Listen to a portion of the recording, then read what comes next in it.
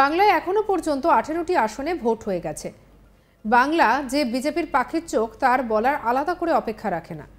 বারবার অমিত শাহ নরেন্দ্র মোদী রেলি প্যাসেঞ্জারি করছেন বাংলায়। অমিত শাহ তিনি বাংলায় এসে প্রথমেই একটা টার্গেট বেঁধে দিয়েছেন, সেই সংখ্যাটা ছিল 35। তবে তারপর থেকে ক্রমাগত কমেছে অমিত শাহর শাহী কাউন্টিং। কেন তিনি সেই কাউন্টিং কমালেন সেই নিয়ে মুখ খুললেন খোদ স্বরাষ্ট্রমন্ত্রী। কেন তিনি সংখ্যা কমিয়েছেন সেই নিয়েও প্রশ্ন উঠতে থাকে। এখন সেই সংখ্যা 30-এ গিয়ে ঠেকেছে। আর এই নিয়ে এক সংবাদ সংস্থাকে তিনি জানান যে তিনি নিজের অবস্থানে এখনো অনড়। বাংলায় বিজেপি 24 থেকে 30টি আসন পাবে। বাংলার মানুষ নরেন্দ্র মোদীকেই সংখ্যাগরিষ্ঠ আসন দেবে আশাবাদী অমিত শাহ। তিনি ঠিক কি বলছেন শোনাবো আপনাদের। 18 सीट में पोलिंग हो चुकी है इस राज्य में, कितनी सीट आप कहते हैं? मैं अभी भी मेरी बात पर कायम हूं। हम 24 से 30 सीट जीतेंगे और निश्चित रूप से बंगाल की जनता इस बार बहुमत सीट नरेंद्र मोदी जी को देने जा रही है। क्या यही कारण है कि ममता बनर्जी जो है वो इंडिया अलायंस पार्टनर्स के राज्यों में जाके प्रचार बिल्कुल नहीं कर रही? हालांकि इंडिया नाम ही शायद उन्होंने दिया था, वो एटलीस्ट वो क्लेम करती हैं, पर उन्होंने कोई प्रचार नहीं किया। वो सिंगल फोकस इसी राज्य में रुकी हुई है।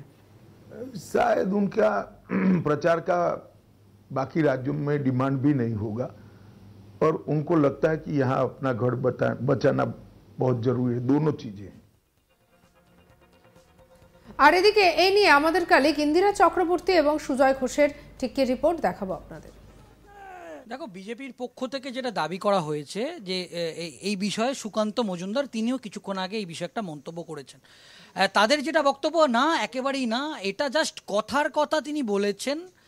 তিনি কিন্তু কোনোভাবেই বিজেপির কেন্দ্রীয় নেতৃত্ব তার যে টার্গেট সেই টার্গেট কিন্তু কমায়নি। এ রাজ্যে তাদের প্রথম থেকে যে 35টি আসনের টার্গেট বেঁধে দেওয়া হয়েছিল সেই টার্গেটেই তারা অবিচল আছে। এবং একই কথা গতকালও আমরা বিরোধী দলনেতা শুভেন্দু অধিকারী বলেছেন যে এ রাজ্যে তারা তৃণমূল কংগ্রেসের থেকে অন্তত বেশি আসন পাবে, অন্তত 2, 3, 4, 5টা বেশি আসন পাবে, এরকম তার বক্তব্য। মানে তৃণমূল কংগ্রেস যতগুলো আসন পাবে তার থেকে বেশি আসন পাবে বিজেপি। দেখো, এই ধরনের মন্তব্য কিন্তু বিজেপির পক্ষ থেকে করা হচ্ছে। কিন্তু কেন্দ্রীয় স্বরাষ্ট্রমন্ত্রীর এই যে মন্তব্য, তিনি কিন্তু প্রথমে একটি টার্গেট বেঁধে দিয়েছিলেন যে এ রাজ্য থেকে তারা 35টি আসন পাবেই, এবং এই টার্গেট নিয়েই বঙ্গ বিজেপিকে বলেছিল যে এই টার্গেট তাদের বেঁধে দেওয়া হলো। তারপর তিনি একটি জনসভায়, যেটা বিজেপির পক্ষ থেকে আগেই বলা হয়েছে, যেটা এটা বক্তব্য বলতে গিয়ে সেখানে কোনোভাবে 30 বলেছেন। এবং গতকাল যেটা তিনি একটি সংবাদ মাধ্যমকে যে সাক্ষাৎকার দিয়েছে সেখানে তিনি বলেছেন 24 থেকে 30। এক্ষেত্রে বিরোধীরা, বিশেষ করে তৃণমূল কংগ্রেস অলরেডি এটা বলতে শুরু করেছে যে তাহলে কি বিজেপির আসনের যে টার্গেটটা সেটা আস্তে আস্তে প্রথমে 30, তারপর প্রথমে 35, তারপর 30, তারপরে 24। যদিও বিজেপির পক্ষ থেকে বলা হচ্ছে না, এরকম কিছু বিষয় না। তাদের টার্গেট প্রথমে যেরকম 35 দেওয়া হয়েছিল, এখনও তাদের টার্গেট সেই 35ই আছে। তবে মনে করা হচ্ছে যে উত্তরবঙ্গে বিজেপির শক্ত ঘাঁটি বলা হয়, কিন্তু উত্তরবঙ্গেরও বেশ কিছু আসন নিয়ে যেটা তৃণমূল কংগ্রেস কটাক্ষ করছে যে সেখানে এবার খাতা খুলবে তৃণমূল কংগ্রেস। কারণ তাদের যেটা বক্তব্য যে মুখ্যমন্ত্রী মমতা বন্দ্যোপাধ্যায় এবং অভিষেক বন্দ্যোপাধ্যায় যেভাবে উত্তরবঙ্গের যে 7টি আসন বিজেপির দখলে ছিল, সেখানে অভিষেক বন্দ্যোপাধ্যায় এবং মমতা বন্দ্যোপাধ্যায় যেভাবে সময় দিয়েছে, যেভাবে তারা সাংগঠনিকভাবে কাজ করেছে, এবং উত্তরবঙ্গের মানুষ পুরোপুরিভাবে বঞ্চিত। কারণ 6টি আসনে তারা বিজেপিকে জনাদেশ দিয়েছিল 2019-এ, কিন্তু সেইভাবে কাজ বিজেপি করেনি। অন্যদিকে বিজেপির পক্ষ থেকে পাল্টা দাবি করা হয়েছে যে উত্তরবঙ্গের এই 7টি সিটের মধ্যে উল্লেখযোগ্য কাজ হয়েছে, বিশেষ করে বালুরঘাট আসনে। একটু থামাবো তোমাকে। এই যে কেন্দ্রীয় স্বরাষ্ট্রমন্ত্রীর কালকের এই বক্তব্যের প্রেক্ষিতটা ধরে যদি বলি, 4 দফা ভোট তো হয়ে গিয়েছে রাজ্যে। 42টা আসনের মধ্যে হিসেব বলছে 18টা হয়ে গিয়েছে, 24টা বাকি রয়েছে। তো যখন 4 দফার ভোট হয়ে গিয়েছে তখন তার এই ধরনের একটা মন্তব্য, কোথাও কি ভোটের ধরন বা যে পরিমাণে ভোট পড়েছে শতকরার হিসেব, এইরকম কোনো হিসেব নিকেশ করে তিনি কথা বলছেন? নিছকই কি কথার কথা, নাকি এর মধ্যেও কোনো সংখ্যা পরিসংখ্যান তথ্য এগুলো ঘেটে তিনি বলছেন?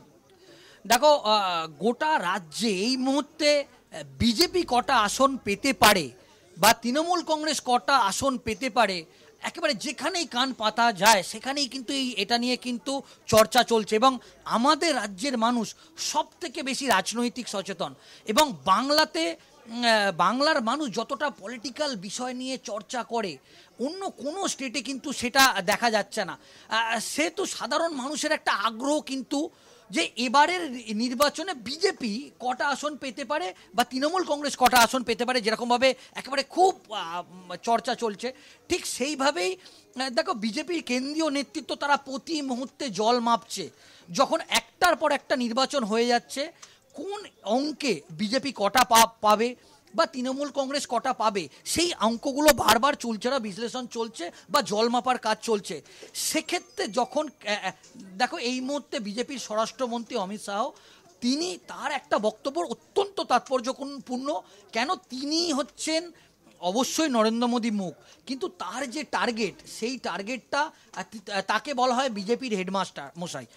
যেহেতু রাজনীতিবিদ, সংগঠক একজন তিনি, এবং বিভিন্ন রাজ্যের এক একজন করে সিনিয়র মন্ত্রীরা তারা দায়িত্বে আছে। এ রাজ্যের ক্ষেত্রে কিন্তু দায়িত্বে আছে অমিত শাহ, অবশ্যই কেন্দ্রীয় পর্যবেক্ষক সুনীল বানসাল, মঙ্গল পাণ্ডে দায়িত্ব আছে। মনে করা হচ্ছে যে যত একটা একটা করে নির্বাচনে যত ধাপ এগিয়ে আসছে, বিজেপির ওপরও কিন্তু একটা চাপ বাড়ছে। কারণ এখনো পর্যন্ত চারটি পর্যায়ের ইলেকশন হয়ে গিয়েছে বাংলায়, অন্তত 18টি আসনের নির্বাচন হয়ে গিয়েছে, এখনো যদিও 24টি বাকি, কিন্তু বিজেপির ওপর তো একটা চাপ আছে। অবশ্যই তারা এই 18টি আসনের মধ্যে তারা কটা আসন পেতে পারে, সেক্ষেত্রে মনে করা হচ্ছে, যেটা বিজেপির পক্ষ থেকে বলা হচ্ছে, এই ধরনের একটা চাপ থেকে তিনি এই ধরনের মন্তব্য করেছে। তবে দেখো, উত্তরবঙ্গের যে 6টি আসন যেটাকে সবসময় বিজেপি পাখির চোখ করে, এই 6টি আসনের মধ্যে বিজেপি কটা পেতে পারে বা সত্যি কি সেখানে আসন কমছে? যদিও বিজেপির পক্ষ থেকে দাবি করা হয়েছে যে না, এই 6টি আসনের মধ্যেই তারা খুব ভালো ফলাফল করবে, কিন্তু যত সময় গড়াচ্ছে তত একেবারে বিজেপির কেন্দ্রীয় নেতৃত্বের উপর যে চাপ বাড়ছে, এটা বলার অপেক্ষা রাখে না। প্রসঙ্গত, পশ্চিমবঙ্গে মোট আসনের সংখ্যা হচ্ছে 42। 2019 সালে 22টি আসনে জিতেছিল তৃণমূল, বিজেপি পেয়েছিল 18টি আসন। এবার প্রথম থেকেই বঙ্গ বিজেপি দাবি করেছে যে 2019 সালের থেকেও বেশি আসন পাবে পদ্ম শিবির।